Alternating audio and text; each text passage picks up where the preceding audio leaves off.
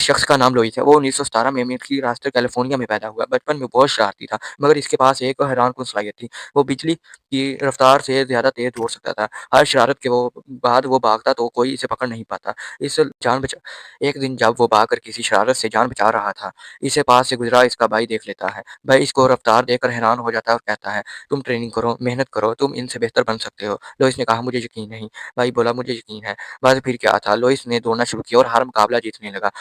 Lewis फौज में शामिल हुआ और और बम गिराने वाले जहाज का एहलकार बन गया। एक मिशन के दौरान इनका तैयारा समुद्र में गिर गया और सिर्फ 3 आदमी बचे।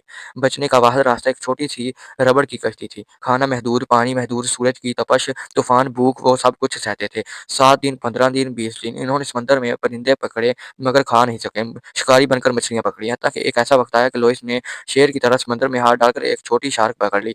बारिश का पानी जमा करके पीते और ज़िंदा रहते दिन गुज़रते गए। 44 दिन, 45 दिन पर आखिर एक साया जैसे जहाज़ इन पर नमूदार हुआ, लेकिन वो निजात नहीं थी, वो दुश्मन था। इन्हें जापानियों ने जंगी कैदी बना लिया और भयानक कैंप में फेंक दिया। वहाँ एक बदनाम ज़माना ऑफ़िसर था, वातानाही, बाहर से नरम, अंदर से दरिंदा। लोग इस पर नज़र डालता और फ़ौरन इसे खींच कर बाहर लाया जाता और पहले ही दिन इसे बेरहमी से पीटा जाता। वातानाही को लोइस का ज़िद्दी, ना झुकने वाला रवैया पसंद ना आया, लेकिन ये पसंदीदा नफ़रत की शक्ल में थी। वो इसे रोज़ नई तकलीफ़ देता, इसे दौड़ने पर मजबूर करता, मगर कमज़ोर जिस्म बर्दाश्त न कर सका। नाकामी पर भी शदीद मारा। हर मर्तबा लोइस गिरता मगर उठ जाता। वातानाही हर बार गुस्से से इसे मारता। लोइस एक बार अपने साथी से कहता, वो वातानाही को ख़त्म कर देगा, लेकिन दोस्त कहता, इसे मार कर नहीं, ज़िंदा रहकर हराना है। एक दिन जापानी हुकाम इसे शहर में बुलाकर खाना खिलाया। ये लालच था कि वो रेडियो पर अमेरिका के खिलाफ पैगाम पढ़े। अगर पढ़ेगा तो ज़िंदगी आराम की, अगर ना पढ़ेगा तो वही कैद खाना। लोइस ने लम्हा भर में इनकार कर दिया। कौमी गैरत हर लालच से बड़ी थी। वापस आते ही वातानाही ने इसके हाथ बांधकर कैदियों की कतार लगा दी और कहा कि हर कैदी इसके मुंह पर एक जोरदार घूंसा मारेगा। वो गिरता रहा, हार बार-बार, लेकिन टूटा नहीं। दिन ढल गया, सूरज डूब हो गया, मगर लोइस नहीं डूबा।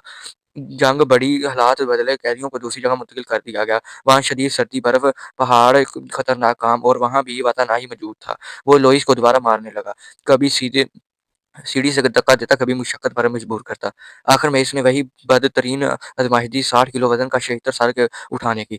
जिस्म कमज़ोर, पेट खाली, लेकिन दिल मज़बूत। लोइस ने आहिस्ता-सा लकड़ी उठाई, मगर वातानाही ने कहा, "अगर ये लकड़ी नीचे रखे तो इसे गोली मार दो।" लोइस काँप रहा था, साँसें फूट रही थीं, लेकिन वो जानता था, अगर वो हार गया, तो इसकी मौत की रूह हार जाएगी। तमाम कैदी चीखने लगे, "लोइस, हिम्मत करो, खड़े रहो।" वातानाही के चेहरे का गुरूर खौफ में बदल गया। लोइस ने ज़ोर लगाया, चीख मारी और लकड़ी आसमान की तरफ बुलंद कर दी। पूरा कैंप गूंज उठा। वातानाही की शिकस्त सामने आ गई। वो लोइस के जिस्म को तोड़ सकता था, इसका इरादा नहीं। वो लोइस के जिस्म को तोड़ ना सका।